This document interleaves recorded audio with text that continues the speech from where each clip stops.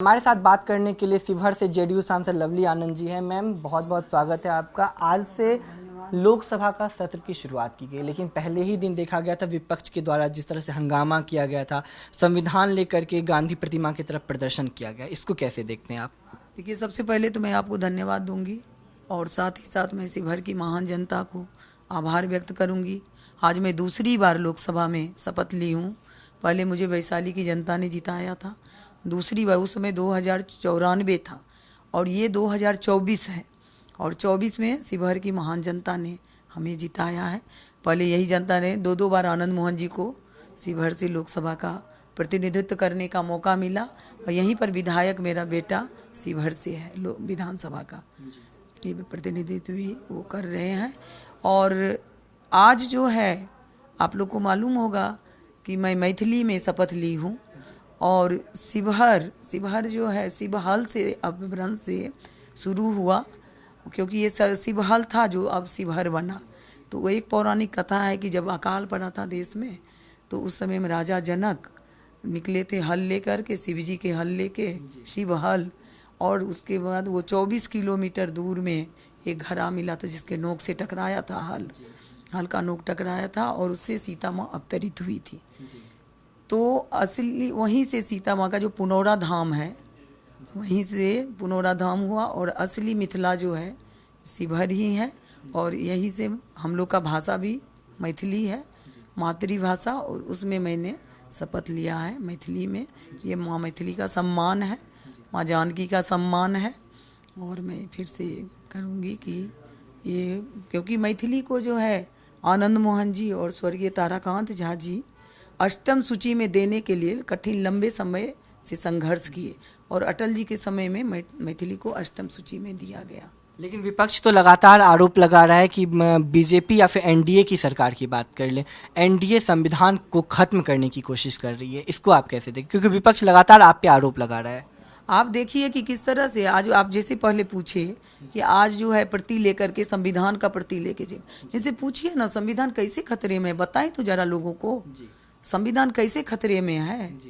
और आज जब पहला दिन है शपथ ग्रहण का है तो आज तो ऐसे कोई बात करना भी नहीं चाहिए था विपक्ष को। तो ये सब कुछ है, ये सब एक ड्रामा है, एक नाटक है, लोगों जनता को भरमाने। जनता ने तो जनादेश दिया, तभी तो तीसरी बार मोदी जी प्रधानमंत्री बने हैं। और तो कुछ भी ऐसा नहीं है कि संविधान खतरे में है। देश काफ़ी आगे तरक्की कर रहा है, विकास हो रहा है, जो पहले कभी नहीं हुआ था वो आज हो रहा है। देश आगे बढ़ रहा है और संविधान खतरे में बिल्कुल नहीं है। विपक्ष कह रहा है कि वैसाखी पे चल रही सरकार है, एनडीए में एक तरफ नीतीश बाबू हैं तो एक तरफ नायडू बाबू हैं, दोनों के वैसाखी पे बीजेपी सरकार चला रही है और अपने पास वो अच्छा मंत्रालय रखी है और अपने जो साथी हैं उनको झुंझुना पकड़ा दिया। इसको आप कैसे देखते हैं? क्योंकि विपक्ष लगातार कह रहा है कि बहुत जल्द सरकार गिरेगी। ये सब झूठ मूठ का है, सब सर्वसम्मति से हुआ है, कोई वैसाखी पर नहीं, सर्वसम्मति से बहुत मजबूत स्थिति में है एनडीए सरकार। और ये लोग अपना वो पाल रहे हैं कि कब हम लोग का बारी आ जाए, तो ऐसी कोई बात नहीं है। सर्वसम्मति से सबका मन एक है, जब सबका मन एक होता है तभी जाके इस तरह का मेल होता है और देश काफ़ी आगे बढ़ रहा है।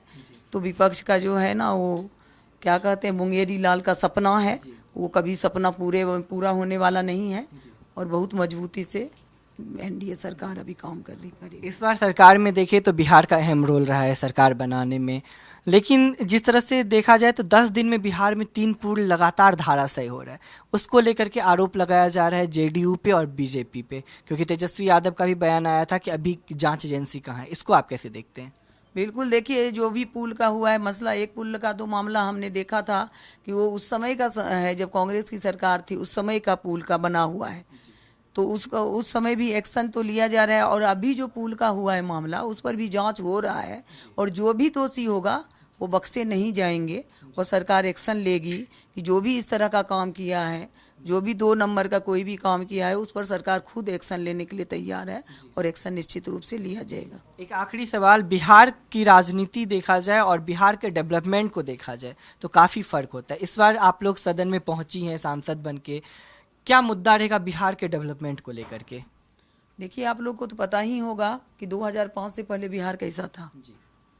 जिस समय नीतीश जी नहीं बागडोर संभाले थे तो बिहार में क्या स्थिति था। अब बिहार देखिए कितना तेजी से आगे बढ़ा है, देश आगे बढ़ा है।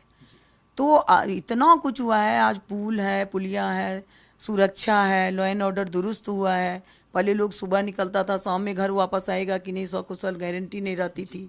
और आज ये सब चीज़ हुआ है, अब पुल तुरंत है, ओवरब्रिज है, और हम लोग तुरंत बिजली युग में बिहार आगे बढ़ रहा है, पहले लालटेन युग में था।